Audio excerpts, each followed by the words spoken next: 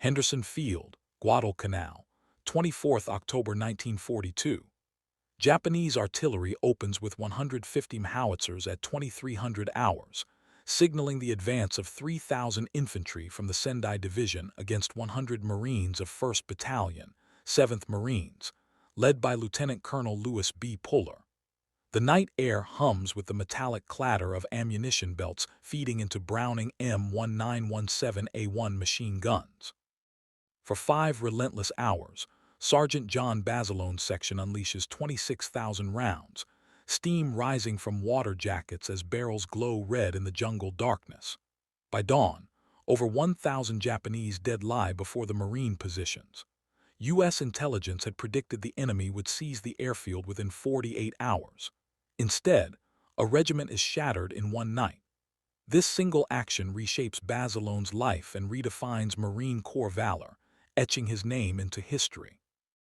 Raritan, New Jersey, 1934. John Basilone, age 18, enlists in the U.S. Army for a 3-year term in the Philippines. The enlistment record notes his marksmanship.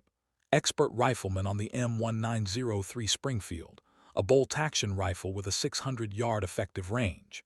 In Manila's tropical heat, he learns jungle warfare, navigation, weapon maintenance in humid decay, tracking from Filipino scouts, and small unit tactics drilled by Army instructors. The peacetime Army of the 1930s, constrained by budget, uses Great War-era equipment. The M1 Garand, a revolutionary semi-automatic, is still a prototype. Basilone's time in the Philippines builds a foundation, discipline under stress, lessons no stateside post could teach.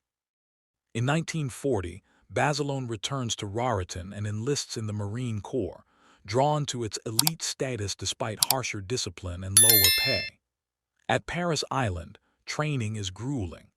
The Corps, numbering only 66,000 men against Japan's millions, bets on quality over quantity. Basilone qualifies as expert on the M1903 and the M1917A1 machine gun, a 93-pound, water-cooled beast firing .3006 at 450-600 rounds per minute. Sustained fire demands precise teamwork, barrel changes in seconds, belt management as reflex. Marine doctrine, debated in the 1941 Marine Corps Gazette, emphasizes enlisted leadership. Sergeants, not just officers, make split-second decisions that hold or break lines. Basilone joins 1st Battalion, 7th Marines at Quantico, rated machine gunner, expert, as war clouds gather. August 7, 1942, Operation Watchtower begins. 19,000 Marines land on Guadalcanal to capture Henderson Field, a 5,600-foot coral airstrip critical to Allied air power across 1,000 kilometers. Initial Japanese strength is under 3,000, but reinforcements swell to 36,000 by October. Logistics define survival. U.S. forces deliver 2,000 tons of supplies monthly under air and naval attack. Japan's Tokyo Express, running at night, manages 700 tons. Disease malaria dysentery claims 20% of men as non-battle casualties. Uniforms hang loose, rations dwindle. Every round, every can of food rides on ships threading Japanese submarines. Henderson becomes operational August 20. The Cactus Air Force flies daylight interdictions, while nights belong to Japanese shelling and landings. A strategic paradox emerges. Japan's shorter supply lines should dominate, but U.S. air superiority flips the equation. American convoys, shielded by fighters, deliver more tonnage. If Henderson falls, the Cactus Air Force loses its base, and Japan regains daylight naval freedom. The marine perimeter, 8 miles around, bristles with foxholes, barbed wire, and range cards mapping fields of fire. M1917A1s and 81 mortars anchor key positions. Holding Henderson is everything. Control of the Pacific's center of gravity. October 24, 2300 hours, Lunga Perimeter, Sector D. Basilone's section. 2 M1917A1s, 8 men. Faces 3,000 Sendai Division infantry. Japanese plans rely on night shock to rupture the line supported by howitzers. Artillery opens. Shells bracket positions. Infantry waves charge through jungle darkness, lit by muzzle flashes and flares. Basilone directs fire by hand as phone lines sever and radios fail. His guns blaze 15,000 rounds each, water jackets boiling, Marines pouring canteen water to cool them. Barrel changes under fire, 6 to 8 seconds of vulnerability demand flawless coordination. The guns create a wall of lead, a zone where nothing survives. Flanking attempts and grenade attacks fail against traversing fire. By 400 after 5 hours, the assault collapses. Over 1,000 Japanese dead, Marine losses, 29. Sector D holds. Henderson remains American. Tokyo radio calls Guadalcanal a graveyard for imperial honor, acknowledging unsustainable losses. 1943, Washington, D.C. President Roosevelt signs Basilone's Medal of Honor citation for extraordinary heroism at Guadalcanal. The Marine Corps seizes his propaganda value. A living hero enlisted who saved a strategic airfield is gold for morale and recruitment. War bond tour begin. Basilone raises $1.4 million in 6 months. Life magazine dubs him Manila John. He demonstrates the M1919A4 machine gun, 31 pounds, air-cooled, 500 rounds per minute, less suited for sustained fire but portable. Training DEMAS teach burst control, barrel swaps, lessons from Guadalcanal's crucible, yet he chafes. "I'm no show horse," he tells Life in June 1943. "Marines belong in the fight." 3 requests for combat are denied. Headquarters prioritizes his public role. Crowds cheer, unaware of the foxholes he longs for. Early 1944, Camp Pendleton. Basilone trains Marines at the machine gun school. Blackboards list drills, barrel changes in 6-8 seconds, range card discipline, final protective lines FPL, pre-registered zones of annihilation fire. He teaches the M1919A4, emphasizing controlled bursts to prevent overheating, coordination with mortars and riflemen. His methods become doctrine, captured in Training Circular 29, sustained fire through discipline, not volume. On July 10, he marries Sergeant Lena Riggi, a Marine cook in dress blues. Weeks later, orders assign him to the 5th Marine Division, forming for the Pacific. Guadalcanal's example, 8 men, 2 guns, 15,000 rounds, becomes a case study. Late 1944, Pearl Harbor. Planners target Iwo Jima, an 8-square-mile volcanic island 750 miles from Tokyo. Its airfields are lifelines for B-29 bombers. Without them, damaged planes ditch in the Pacific.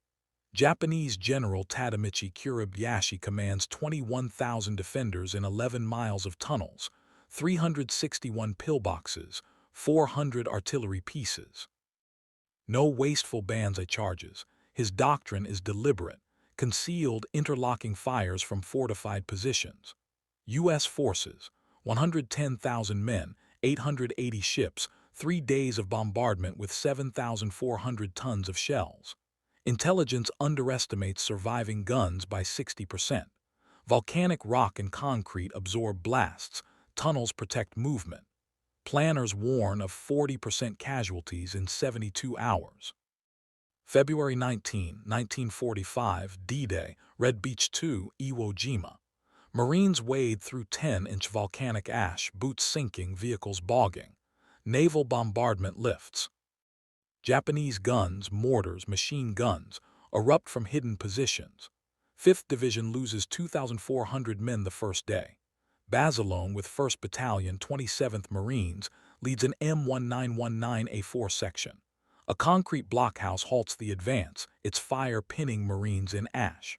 Basilone's guns suppress adjacent positions. He coordinates flamethrowers and demolition teams. Satchel charges rupture steel and concrete, silencing the blockhouse. The corridor opens, the beachhead widens. Minutes later, a mortar fragment strikes Basilone's neck. Death is instant. His section holds. The gap remains open. By dusk, A tenuous beachhead forms, but 36 days of brutal fighting loom. Iwo Jima's toll: 6,821 U.S. killed, 19,217 wounded. Japanese dead. The airfields secured save 2,251 B-29s, airmen by war's end. Basilone's Navy Cross, approved May 23, 1945, cites his blockhouse assault.